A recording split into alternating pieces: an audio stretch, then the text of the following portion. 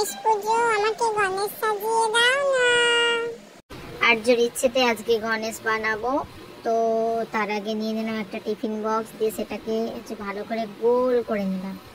গোল করে কি হবে না, গণেশের মুখটা হবে। তার মধ্যে পেন্সিল দিয়ে এঁকে নিলাম। এইবার পেন দিয়ে করে নেব। উল্টো দিকে কি করব, একটা মুকুটের মতো বানিয়ে নেব। তার জন্য আমি নিয়েছি বিস্কিটের একটা কাপ প্লাস্টিক, সেটার উপরে এঁকে নিলাম। আর এইখানটা কেটে নিয়ে তারপরে বানালাম গণেশের সুর। তো ছোট ছোট করে দাগ দিয়ে দিলাম, আর দুটো পেপার কেটে নিয়ে করলাম দাঁত। তো চলো এবার পুরো মুখোশের ইয়েটা দেখাচ্ছি কেমন হয়েছে।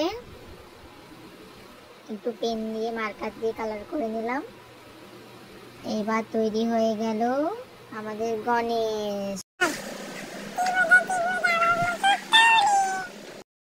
তো এই যে লাড্ডু হাতে আমাদের গণেশ, কেমন লাগছে তোমরা জানিও। আবার অন্যদিকে ডুগডুগি